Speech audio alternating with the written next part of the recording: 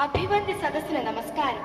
ശ്രീനാരായണ ഗുരുദേവന്റെ 170ാമത് ജന്മദിനം ആഘോഷിക്കുന്ന ഈ വേളയിൽ അഭരനിലേക്ക് മിഴി തുറക്കുന്ന ഗുരു എന്ന വിഷയത്തെ ആസ്പദമാക്കി എനിക്ക് പ്രസംഗിക്കാൻ അവസരം തന്ന SN വിദ്യാഭവൻ സ്കൂളിലെ ഇതിന്റെ സംഘാടകരോട് എനിക്കുള്ള നന്ദിയും കടപ്പാടും ഞാൻ ആദ്യമേ അറിയിക്കുന്നു. പ്രിയ ഗുരുജനങ്ങളെ, സ്നേഹം നിറഞ്ഞ കൂട്ടുകാരെ, വേദിയിലിരിക്കുന്ന വിശിഷ്ട അതിഥികളെ, എല്ലാവർക്കും എൻ്റെ വിനീതമായ നമസ്കാരം.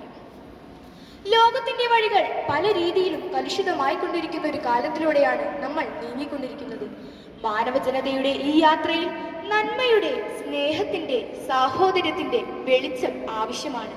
മഹാന്മാരുടെ ആശയങ്ങൾ, ജീവിതങ്ങൾ പാഠപുസ്തകമാക്കിക്കൊണ്ട് നടക്കേണ്ട കാലം.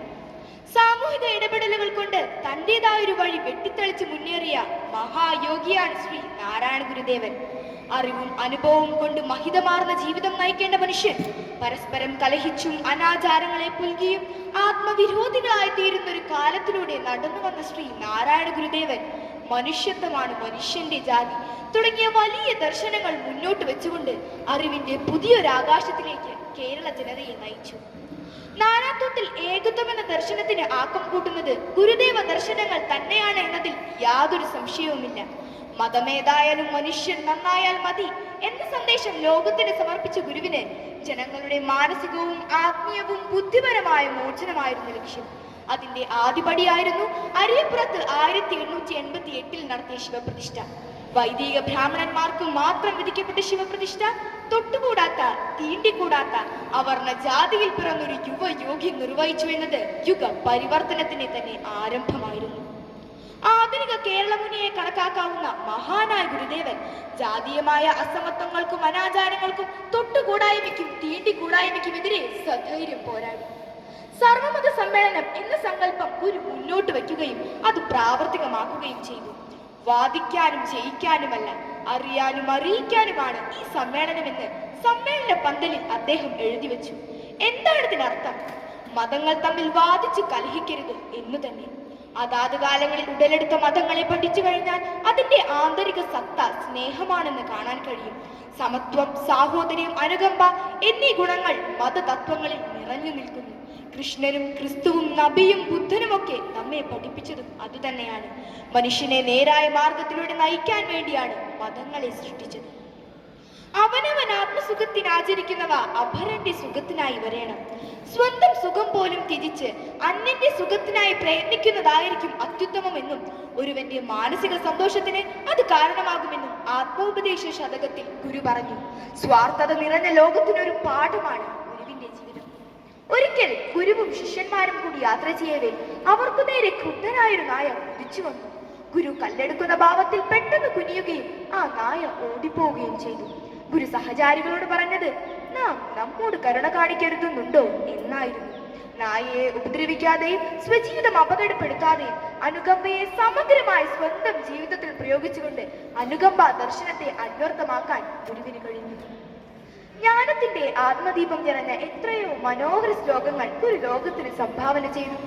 ലളിതവും സരളവുമായ ഭാഷ, ചിന്താബന്ധുരമായ ആശയങ്ങൾ, സമുദ്രത്തിലെ തിരമാലകൾ പോലെ ആ ആശയങ്ങൾ മനുഷ്യ ഹൃദയങ്ങളിൽ അലയടിച്ച് അജ്ഞാനത്തിന്റെ വേര് പിഴുതെറിയിപ്പിക്കാൻ ആ മഹാഗുരുവിന് കഴിഞ്ഞു എന്നത് ഒരു ചെറിയ കാര്യമല്ല.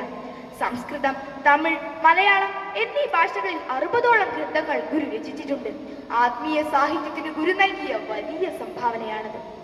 12 വയസ്സിന് മുൻപ് താലികെട്ട് കല്യാണം നടത്തിയില്ലെങ്കിൽ വലിയ മോശമായി കരുതിയിരുന്ന കാലത്ത് കെട്ടുകല്യാണം എന്ന ദുരാചാരത്തെ ഇല്ലാതാക്കാൻ ഗുരുവിന്റെ പ്രവർത്തനങ്ങൾക്കായി എന്നതും ഗുരുവിന്റെ ആശീർവാദത്തോടെ ശിവഗിരിയിൽ നടത്തിയ ആദ്യ മിശ്ര വിവാഹവും ചരിത്ര വഴിയിൽ എന്നും തിളങ്ങി നിൽക്കുന്ന വസ്തുത തന്നെയാണ്. നമ്മുടെ ബോധത്തെ തന്നെ മാറ്റിമറിക്കുന്ന മദ്യത്തെക്കുറിച്ചുള്ള തന്റെ നിലപാട് ഗുരു പണ്ടേ വ്യക്തമാക്കിയിട്ടുള്ളതാണ്. മദ്യം വിഷമാണ്, അത് ഉണ്ടാക്കരുത്, കൊടുക്കരുത്, കുടിക്കരുത് എന്ന ഗുരുദേവ സന്ദേശം പുതിയ കാലത്ത് പലരും വേണ്ട പോലെ ഉൾക്കൊള്ളുന്നില്ല എന്നത് വളരെ വേദനയോടെ മാത്രമേ നമുക്ക് നോക്കിക്കാണാൻ കഴിയൂ. നിലനിൽക്കുന്ന കാലത്തിൽ മദ്യത്തിന്റെയും മയക്കുമരുന്നിന്റെയും ഉപയോഗം കൂടിക്കൊണ്ടിരിക്കുകയാണ്. സുഹൃത്തുക്കളെ, എന്തിന് സ്വന്തം അച്ഛനമ്മമാരെ വരെയും മദ്യത്തിന്റെയും മയക്കുമരുന്നിന്റെയും ലഹരിയിൽ കൊന്നൊടുക്കുന്ന ഒരു കാലത്തിലൂടെയാണ് നമ്മൾ ഓരോരുത്തരും പോയിക്കൊണ്ടിരിക്കുന്നത്. ഈയിടെ തമിഴ്നാട്ടിലെ ഒരു ചെറുഗ്രാമത്തിൽ നടന്ന വിഷമദ്യ ദുരന്തത്തിൽ 60ഓളം പേരാണ് മരിച്ചത്. വളരെ നടുക്കത്തോടെയാണ് നമ്മൾ ആ വാർത്ത അറിഞ്ഞത്. ശ്രീ നാരായണ ഗുരുദേവന്റെ ആശയങ്ങൾക്കുള്ള പ്രസക്തി ഏറി വരുന്നൊരു കാലം കൂടിയാണിത്. ശുചിത്വ ബോധത്തെക്കുറിച്ചും വ്യക്തമായ ധാരണയുണ്ടായി കാലത്തായിരുന്നു ഗുരു ശുചിത്വം അടുക്കളയിൽ നിന്ന് തുടങ്ങണം എന്നാണ് പറഞ്ഞത്. വ്യക്തി ശുചിത്വവും ആത്മീയ ശുചിത്വവും പരസ്പര പൂരകങ്ങളായി വർത്തിക്കണമെന്ന് ഗുരു അഭിപ്രായപ്പെട്ടു. സ്വന്തം വീടും പരിസരവും വൃത്തിയായി സൂക്ഷിക്കുന്ന മലയാളി തന്റെ വീട്ടിലെ മാലിന്യങ്ങൾ തൊട്ടടുത്ത പറമ്പിലേക്കോ പൊതുനിരത്തിലേക്കോ വലിച്ചെറിയുന്നു. ഇത് ഇന്നിന്റെ ദയനീയാവസ്ഥയാണ്. ഗുരു പറഞ്ഞ ശുചിത്വ ബോധത്തിന്റെ കാലിക പ്രസക്തിയെക്കുറിച്ച് നാം മനസ്സിലാക്കേണ്ടതുണ്ട്. കേരളത്തിൽ അവശത അനുഭവിക്കുന്ന എല്ലാ സമുദായങ്ങൾക്കും വേണ്ടിയുള്ള സംഘടന എന്ന പേരിലാണ് ഗുരു SNDP തുടങ്ങിയത്. എന്നാൽ അന്നത്തെ നിയമമനുസരിച്ച് സമുദായങ്ങളുടെ പേരിൽ മാത്രമേ സംഘടന രൂപീകരിക്കാൻ പാടുള്ളൂ എന്ന നിയമമുള്ളതിനാൽ മാത്രമാണ് ഈഴവരുടെ ഉന്നമനത്തിനു വേണ്ടിയുള്ള സംഘടനയായി മാറിയത്. ശ്രീ നാരായണ ഗുരുദേവൻ ഏക ലോകത്തെ വ്യവസ്ഥ ചെയ്ത മഹാത്മാവാണ്. എന്നാൽ കേരളത്തിലാണ് ഗുരു പ്രധാനമായും പ്രവർത്തിച്ചത്. ബോധാനന്ദ സ്വാമി, ശിവലിംഗ സ്വാമി, സത്യവ്രത സ്വാമി, നടരാജ ഗുരു എന്നിവരെ ഗുരുദേവൻ ആത്മീയമായി വളർത്തി. അതുപോലെ തന്നെ ഡോക്ടർ പൽപ്പു, കുമാരനാശാൻ, TK മാധവൻ, സഹോദരൻ അയ്യപ്പൻ തുടങ്ങിയ ഗൃഹസ്ഥ ശിഷ്യന്മാരെ ഗുരുദേവൻ വളർത്തിയെടുത്തു. അയ്യങ്കാളിക്ക് ഉപദേശം നൽകി.